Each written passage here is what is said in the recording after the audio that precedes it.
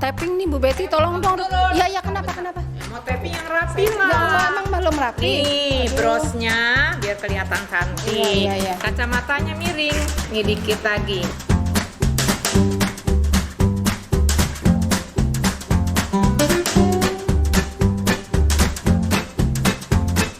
Halo anak-anak YPI, karena kondisi COVID, maka Kita belajar melalui online PJJ SMP YPI. Setiap hari Jumat jam 1:30 sampai jam 2:30 hanya di YouTube channel SMP YPI Pulau Gadung.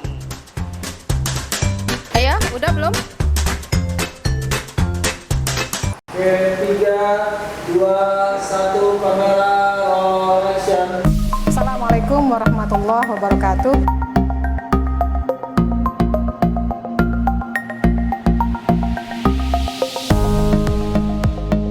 Yuk, sebelum kita mulai pembelajaran, mari kita berdoa terlebih dahulu.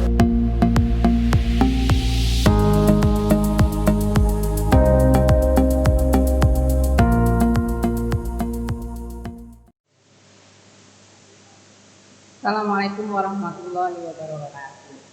Jumpa lagi anak-anak ini dengan Bu Nurul dalam pelajaran PJJ ya, IPA kelas 8. Gimana kabarnya hari ini? Ya, mudah-mudahan kalian semua sehat walafiat ya. Tetap 3M, memakai masker, menghindari kerumunan dan mencuci tangan. Insya Allah dengan kita tekun, kita taat menjalankan 3M, insya Allah corona akan pergi jauh dari kita. Dan insya Allah kita bisa kembali lagi bertemu di dalam tatap muka pada semester depan. Ya, kita tetap berdoa mudah-mudahan masa pandemi ini segera berakhir sehingga kita bisa kembali berjumpa. Anak-anak sekalian, hari ini kita seperti yang sudah Bu Nurul tekankan minggu kemarin, kita akan belajar tentang sistem peredaran darah pada manusia. Ya, siapkan bukunya, buku paketnya, buka halaman 205. Oke, tapi sebelumnya tentu kita akan berdoa dulu. Ya, kita berdoa mulai untuk berdoa belajar ya. Berdoa dimulai.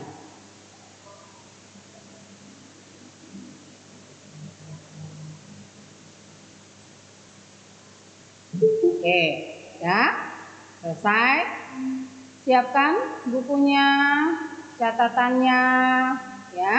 Anak-anak sekalian, sebenarnya Ibu tekankan sekali lagi dalam sesudah pembagian raport ini, Ibu sudah memanggil beberapa siswa yang karena tidak pernah belajar, tidak pernah mengirim tugas, ya, maka nilainya menjadi 0. Ya, oleh karena itu, ada beberapa anak yang harusnya datang ke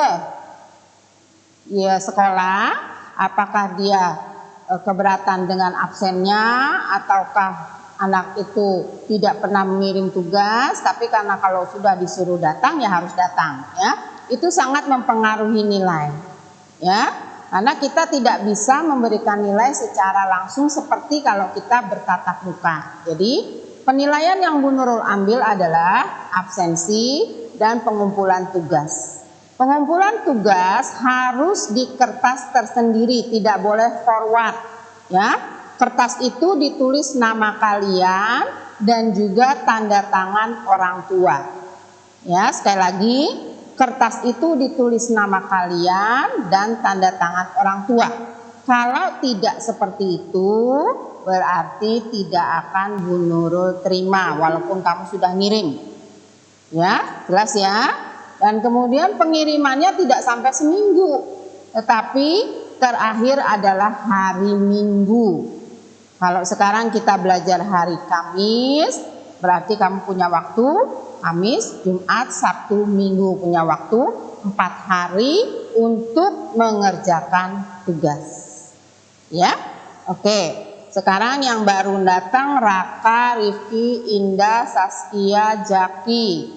Oke, ya, Ibu minta mikrofonnya matikan dulu, di mute dulu ya, sehingga kita bisa belajar, kalian dengarkan. Karena jujur aja waktu kita ini sangat terbatas. Ya, waktu kita terbatas karena tidak semua bisa kita laksanakan pada masa seperti ini, ya. Oke, kita mulai. Kita mulai sistem peredaran darah. Ya, kelihatan ini yang seksi ini. Nah, ya, Ibu geser sedikit, iya. Ya, kamu kelihatan? Oke, kita belajar tentang sistem peredaran darah. Apa sih itu sistem peredaran darah? Nah, berarti di sini bisa kita lihat bahwa yang beredar adalah darah. Ngapain darahnya beredar? Ya, ngapain beredar? Terus siapa yang ngedarin? Ya, siapa yang ngedarin? Ngapain beredar? Itu kan yang jadi pertanyaan kita. Nah, ternyata dalam tubuh kita itu sangat dibutuhkan yang namanya darah. Ya, yang namanya darah itu sangat dibutuhkan. Buat apa? Karena hampir seluruh bagian tubuh kita mulai dari kepala sampai kaki itu semua terdiri dari darah. Ya, hampir. Ya. Walaupun darah itu encer yang akhirnya nanti kita akan sebut sebagai plasma darah, ataupun darah itu kental, nanti kita masuk ke bagian ini. Tapi kita sekarang belajar dulu, fokus dulu, ngapain darah itu harus beredar. Ya. Nah, pertama sekarang kita harus tahu bahwa darah itu fungsinya adalah sebagai transportasi. Kamu kalau dari rumah mau ke YPI pakai apa? Oke, pakai motor, pakai mikrolet. Nah, itu namanya transportasi. Ya, jadi ada yang mengantarkan, ada transportnya, ada yang mengantarkan. Nah, sekarang darah itu kita sebut sebagai transportasi. Jadi dia mengantarkan segala macam yang ada di dalam tubuh kita. Emang dalam tubuh kita ada apa aja sih? Ayo, ya. Oke, kita makan. Berarti dalam tubuh kita ada apa? Ada sari-sari makanan. Kita menghirup udara, berarti dalam tubuh kita ada oksigen. Nah, ini sari makanan, oksigen dan lain-lain ini yang mengantarkan disebut sebagai darah. Jelas belum?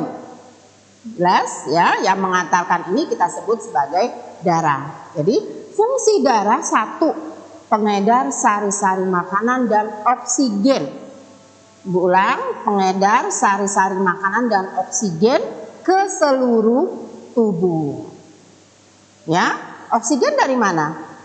Dari paru-paru, betul. Sari makanan dari usus halus, itu diedarkan ke seluruh tubuh. Yang membawa itu disebut darah.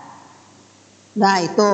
Nah, kemudian sari-sari makanan kan ada sisanya. Ya, sisa-sisa sari makanan ini juga yang diedarkan juga. Siapa yang ngedarin? Darah juga diedarkannya dari seluruh tubuh, dibuang. Ya, kalau dia air maka dia dibuang melalui keringat. Ya, kalau dia bawa karbon dioksida maka dibuang melalui paru-paru. Ya, kalau dia feses atau kotoran maka dibuang melalui anus. Ya, lewat ginjal dan sebagainya, ya. Jelas ya? Nah, itu sisa-sisa makanan yang mengantarkan adalah darah. Ya. Jelas sampai sini? Nah, ya.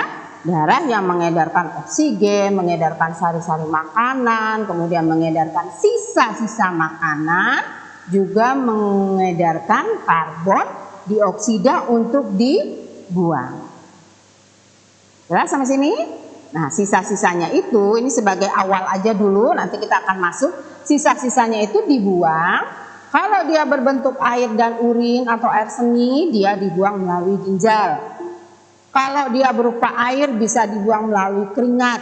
Kalau dia berupa karbon dioksida, dibuang melalui paru-paru. Ibu stop dulu yang ini, Ibu cut dulu yang ini. Ya, jelas ya? Oke, yuk sekarang siapa aja yang bantu mengantarkannya? Nah, kalau darah alat transportasi berarti ada yang bertugas untuk mengantarkan, ya, mengantarkan darah. Nah, siapa yang bertugas? Yang bertugas adalah siapa? Iya, jantungnya. Jantung inilah yang bertugas mengedarkan darah. Jantung ini di dalam tubuh kita nih, ini jantung ya, kelihatan? Nah, ini jantung. Jantung ini dalam tubuh kita itu kalau dalam kehidupan sehari-hari kita sebut sebagai pompa. Ya, dalam kehidupan sehari-hari ini jantungnya nih kita sebut sebagai pompa. Di rumah punya pompa? Ya, kalau pompanya hidup airnya mengalir enggak? Kalau pompanya mati airnya mengalir enggak?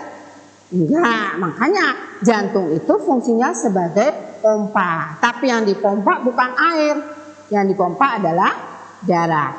Ya, nah darah dipompa dia akan menggunakan pembuluh. Ya, kita punya dua pembuluh, yaitu pembuluh nadi dan pembuluh vena. Pembuluh nadi membawa darah dari jantung ke seluruh tubuh, pembuluh vena sebaliknya membawa darah dari seluruh tubuh ke jantung. Ya, oke, buka halamannya. Ya, jadi Ibu ulang. Alat-alat transportasi satu adalah jantung. Ini jantung di sini. Ya, satu jantung. Jantung ini kerjanya memompa, ya, memompa darah supaya darah itu beredar dari jantung ke seluruh tubuh atau sebaliknya dari seluruh tubuh ke jantung. Ya, siapa yang bawa darah? Yang bawa darah adalah pembuluh. Ada pembuluh arteri atau disebut pembuluh nadi, ada pembuluh vena yang juga disebut sebagai pembuluh balik. Balik ini artinya ngebalikin dari seluruh tubuh ke jantung. Ya, jadi ada dua pembuluh. Oke, yang pertama jantung, kemudian pembuluh vena, kebalik pembuluh nadi dan pembuluh vena. Ya, oke, lanjut ya. Nah, jantung ini beberapa ulasan ya. Nanti kalian akan dapatkan gambar. Biasanya nih gambar ini nggak digambarkan seluruh tubuh seperti ini. Tapi biasanya kalau kita belajar tentang peredaran darah, gambarnya cuma kayak gini doang. Jantung, paru-paru, ya.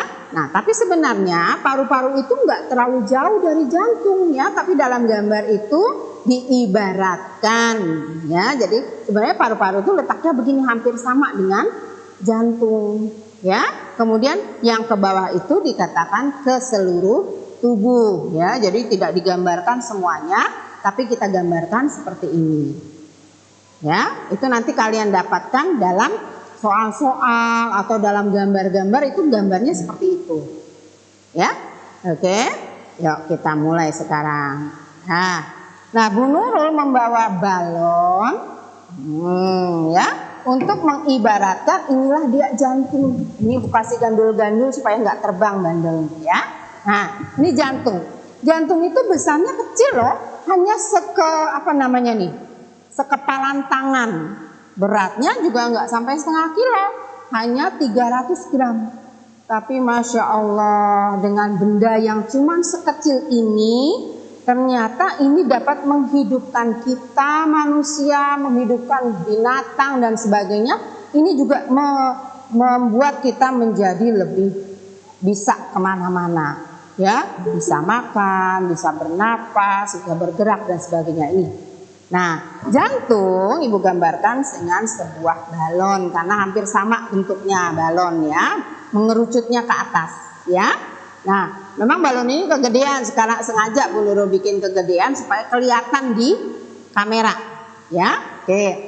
Nah, jantung itu sebenarnya terdiri dari 4 bagian, ya. Jantung ini terdiri dari 4 bagian. Sini Bu Nurul lihat ya, nih, ya, terdiri dari 4 bagian. Yang bagian atas, nah ini sesuai dengan di mana kita berdiri, ya. Jadi sesuai dengan ini bagian Bu Nurul ya, menghadap ke Bu Nurul berarti ini takarannya ya.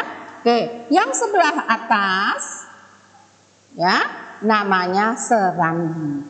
Nih, Ibu bagi menjadi 4 bagian, 1, 2, 3 dan 4 ya.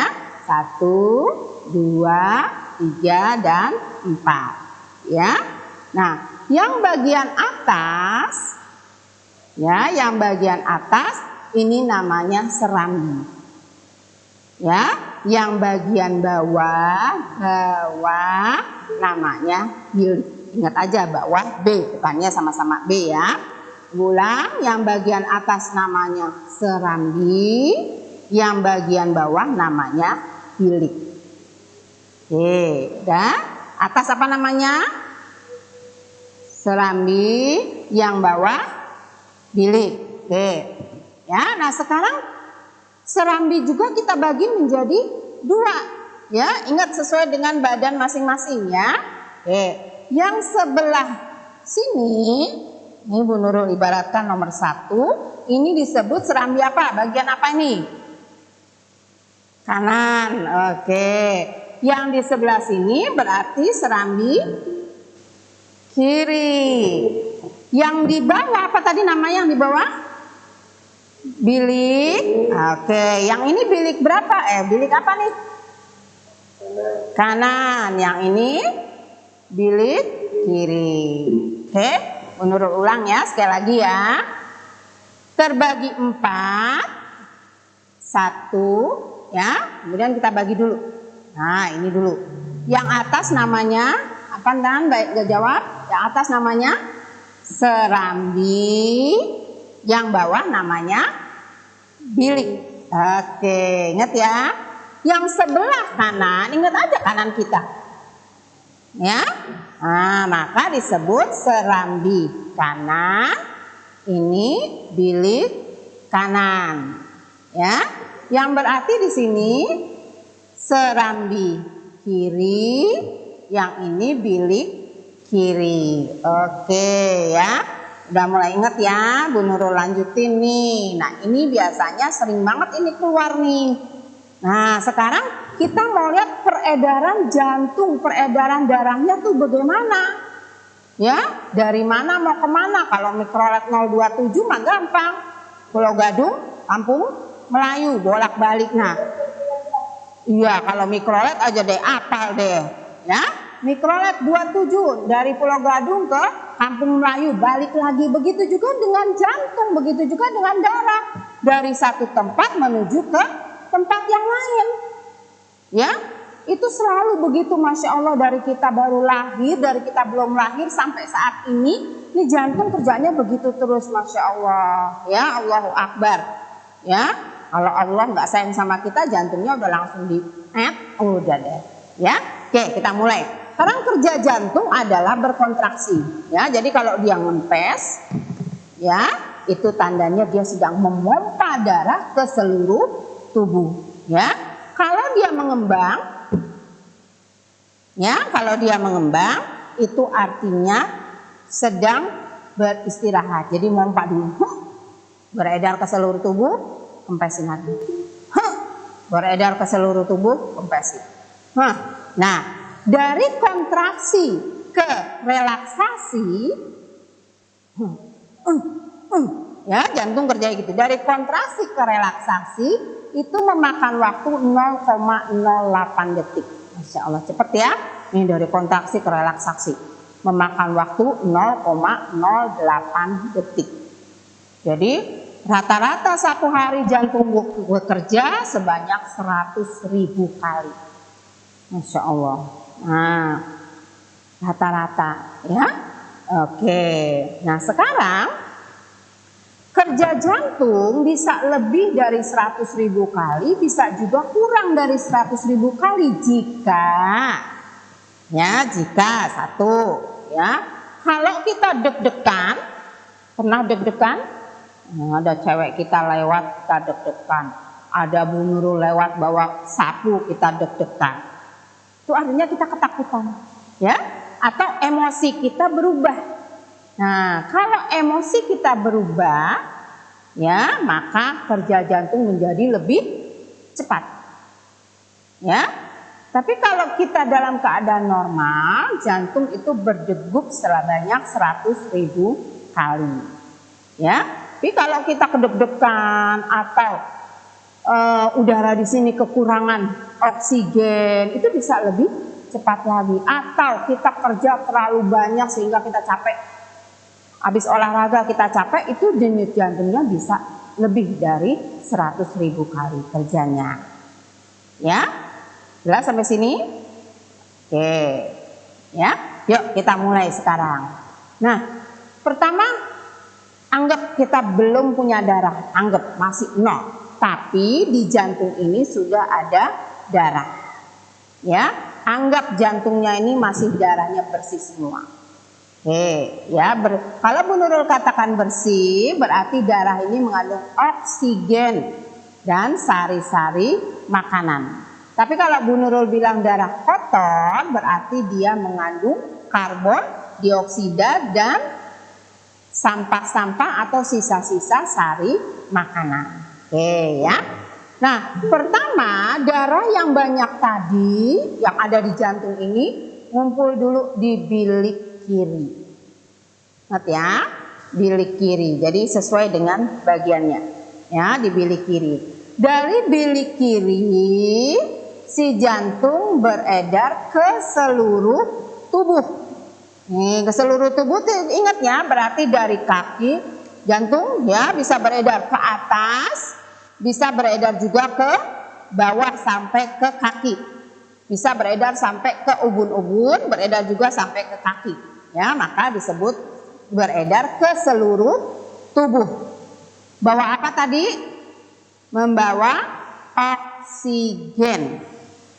Ya, dia membawa oksigen, jadi beredar ke seluruh tubuh.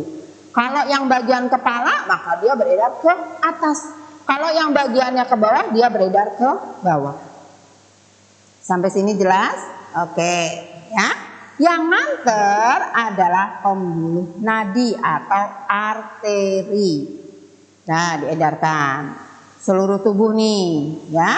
Sampai di tempat-tempat tertentu, si arteri ini punya pembuluh-pembuluh rambut atau disebut pembuluh-pembuluh kecil yang kita sebut dengan pembuluh kapiler. Nah, jadi mulai dibagi-bagi nih oksigennya nih, oi, oksigen datang, dibagi-bagi ke seluruh tubuh, kepala sampai ke kaki. Jadi ini ada yang ke atas, ada yang ke bawah. Udah? Jelas ya? Nah, sekarang yang tugasnya ngambil sari-sari makanan. Maka darah itu akan berhenti ke usus halus. Betul nggak ini Ibu tunjuk? Ya, ya, akan berhenti ke usus halus. Ngapain? Mengambil sari-sari makanan. Nah, terus diapain? Diedarkan lagi ke seluruh tubuh. Ya, mana yang butuh kalsium, mana yang butuh karbon mineral, ya. Mana yang disebut butuh karbohidrat dan sebagainya, ya, diantar oleh darah. Nah, selesai tugasnya, si darah mau pulang lagi ke jantung, ya, mau pulang ke jantung, tapi dia juga harus membawa, ya, membawa apa yang dibawa. Kalau tadi pergi dia bawa oksigen, maka sekarang dia pulang membawa karbon dioksida atau sisa-sisa makanan. Jelas belum? Ya, Ibu ulang. Keluar dari nomor 4 nih, dari bilik kiri. Ya, yuk bawa ke seluruh tubuh. Ada yang ke bawah, ada yang ke atas sampai ubun-ubun. Ya, kemudian pulang lagi bawa karbon dioksida atau sisa-sisa makanan. Yuk dibawa. Dibawalah itu, jantung tetap kerja nih. Jantung tetap kerja, jelas belum? Ya, nah masuknya kemana? Masuknya ke serambi kanan. Nggak masuk sini lagi, pintunya beda. Ya, masuk ke serambi kanan. Oke, udah? Jelas ya? Dari serambi kanan ini disebut membawa darah kotor. Kalau ini tadi darah bersih, ya, masuk ke darah kotor. Nah, masuk ke serambi kanan ini darah kotor, ya. Nah, dari serambi kanan diberikan kepada bilik kanan. Ya, di sini mereka punya katup ya. Berikan ke bilik kanan. Ya. dari bilik kanan darah-darah kotor ini dibawa ke paru-paru. Ya, dibawa ke paru-paru karena dia membawa karbon dioksida. Ya, nih paru-paru, saya bawa karbon dioksida, tolong ini dibuang.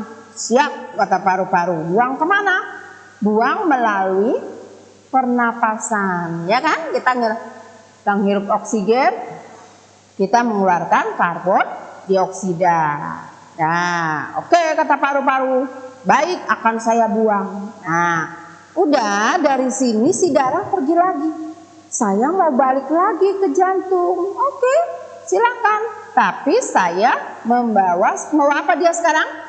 Membawa oksigen. Ya, dia bawa lagi oksigen. Nah, bawa ke sini. Dia masuk dulu ke serambi kiri. Masuk dulu ke serambi kiri. Ya, dari serambi kiri dia masuk ke dari serambi kiri dia masuk ke bilik kiri. Dari bilik kiri mana? Beredar lagi ke seluruh tubuh. Nah, jelas ya? Oke, Bu Nurul ulang. Jadi bagaimana dong cara kerja jantung? Ya, jantung, darah beredar dari bilik kiri kemana tadi? Ke seluruh tubuh. Masuk ke serambi kanan. Dari serambi kanan masuk ke bilik kanan. Ya, dari bilik kanan ke paru-paru, dari paru-paru ke serambi kiri. Jelas? Ya. Kalau kurang jelas boleh nanti ditanya melalui WhatsApp ya tentunya ya. Atau kamu buka bukunya halaman 207, di situ ada jelas, ya. Oke, ya. Nah, sekarang kita buka ya. Tadi ada darah dari jantung ke paru-paru, balik lagi ke jantung. Tapi ada juga darah yang dari jantung ke seluruh tubuh, balik lagi ke jantung. Nah, itu kita sebut peredaran darah yang besar dan peredaran darah yang kecil. Kalau yang besar berarti dari jantung ke seluruh tubuh, balik lagi ke jantung. Itu disebut peredaran darah besar. Kalau darah kecil berarti dari jantung, susah juga ya kalau nggak ngeliat, dari jantung ya ke paru-paru, balik lagi ke jantung. Ya, itu peredaran darah kecil. Terlalu semangat nurunnya nih. Oke, itu salah.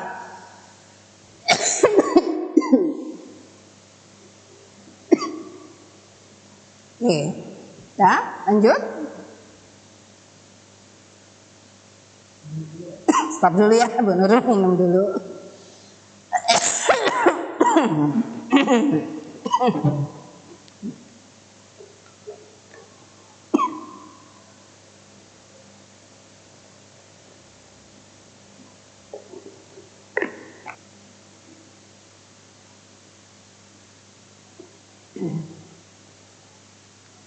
Yuk, lanjut.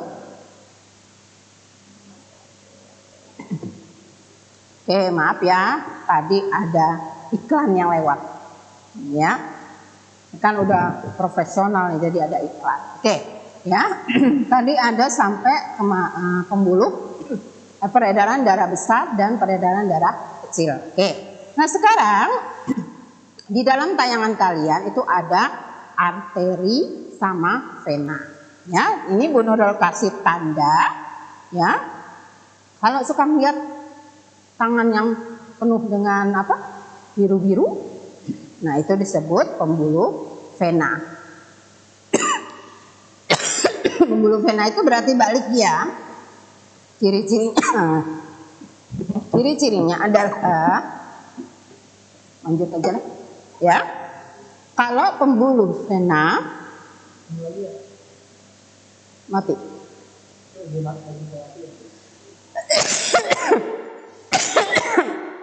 Gila oleh. Dah. Dah, biar cepat selesai.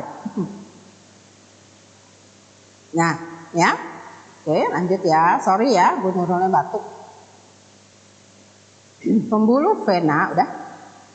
Nah, kalau kamu suka lihat hijau-hijau atau biru-biru ini namanya pembuluh vena. Ya, itu kelihatan, ya, kelihatan warna biru. Ini dari mana? Ini dia. Itu siapa yang mainan kaleng ya? Julian, kok pakai kaleng? Oke, ya. Ini artinya pembuluh balik. Jadi dia sudah membawa sisa-sisa makanan. Ya. Itu bisa kalian lihat di dalam halaman 210. Oke. Ya. Jadi bisa kalian rasakan. Nah.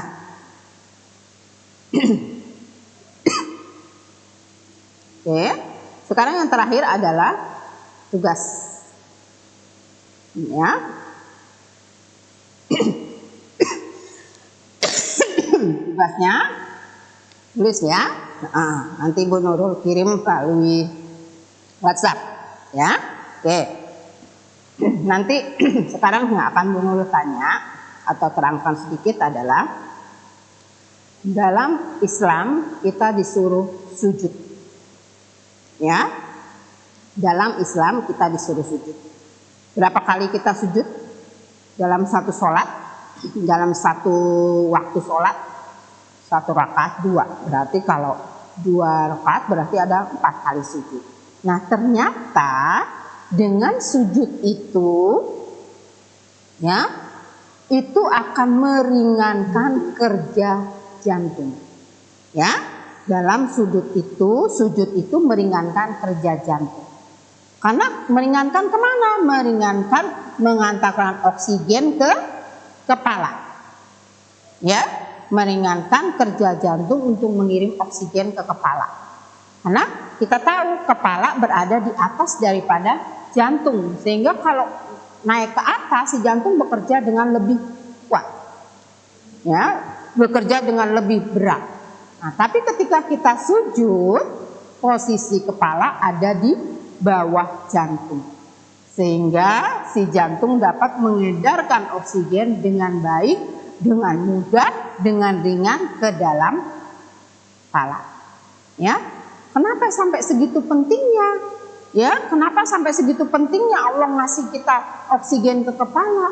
Ya, karena kalau kita kekurangan oksigen, itu yang pertama kita jadi blank. Blank itu pikirannya kosong. Ya. Mungkin pernah melihat iklan Aqua geser. Yang digeser itu adalah pintunya tapi dia yang bergeser. Ada lagi iklan yang ketinggalan. Ya kenapa? Karena otaknya udah kekurangan oksigen. Ya, maka jadi blank. Akibatnya kalau otaknya kekurangan oksigen, saraf-saraf yang ada di otak juga tidak normal kerjanya. Ya, kerja tidak normal sehingga mengganggu ke seluruh tubuh dari kita semua. Ya, makanya usahakan kita jangan sampai kekurangan oksigen. Sebenarnya tubuh itu juga sudah menyampaikan, ya, ketika kita kekurangan oksigen, tubuh itu menyampaikan, hei, ayo tubuh, kita kekurangan oksigen. Apa yang kita disampaikan? Kita akan menguap yang bukan ngantuk. Pernah? Kalau kamu menguap ngantuk ya memang ya, tapi ada kita kadang-kala kita menguap walaupun sebenarnya kita tidak ngantuk. Itu artinya tubuh ini sedang memasukkan oksigen sebanyak-banyaknya agar ya bisa diedarkan oleh jantung ke seluruh tubuh. Ya. Jadi jangan lupa jangan pernah tinggalkan sholat, karena ternyata dengan sholat itu Allah punya rencana lain. Ketika kita sujud kita sudah dapat oksigen, ya kan? Ketika kita sujud jantung ini tidak bekerja maksimal, jantung kerjanya santai, nggak usah susah-susah, ya kan? Nah itulah kenapa kita disuruh sholat. Itu baru dari segi oksigen loh sholatnya. Ya nanti banyak lagi apa fungsi-fungsinya ya, sesuai dengan yang ada pada pelajaran IPA ya. Baik, sekarang coba dibuka kameranya biar Bu Nurul foto. Yuk, siapa-siapa aja yang ikut. Yuk, biar kelihatan nama-namanya. Ini yang pakai yang nama ini udah? Oke, siap. Loh, ini belum semua, mana namanya muncul dong. Oke. Ups, belum ya Mas ya. Nah, oke ya. Lagi sekali lagi, ini udah semua ya Mas. Oke, nah ya, jadi penilaian yang dilakukan oleh Bu Nurul karena kita kondisinya seperti ini siapa yang jangan gitu ya, karena kita kondisinya seperti ini, maka mengikuti Google Meet itu udah absen, nggak ada poin nilai ya. Kemudian absen yang diberikan oleh sekolah, mengumpulkan tugas, ingat bukan forward ya, tulis namanya dalam kertas itu, kemudian ada tanda tangan ya. Oke, selanjutnya nanti kita pelajari halaman 214 ya, di buku paket ya, halaman 214. Jadi Bu Nurul nggak terlalu banyak membuang-buang waktu ya, halaman 214 sampai selesai di halaman 228 ya. Jadi ada 14 halaman kita pelajari ya. Sampai di sini dulu ya. Tugasnya pakai soal, nggak usah ya. Nanti soalnya Bu Nurul kirim lewat wali kelas ya. Oke, sampai ketemu lagi. Jangan lupa 3M, memakai masker, menjaga jarak, dan mencuci tangan ya. Wabillahi taufiq wal hidayah. Wassalamualaikum warahmatullahi wabarakatuh.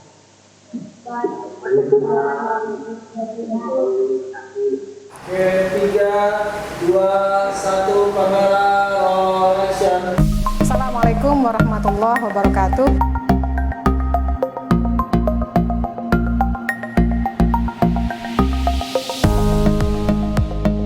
Yuk, sebelum kita mulai pembelajaran, mari kita berdoa terlebih dahulu.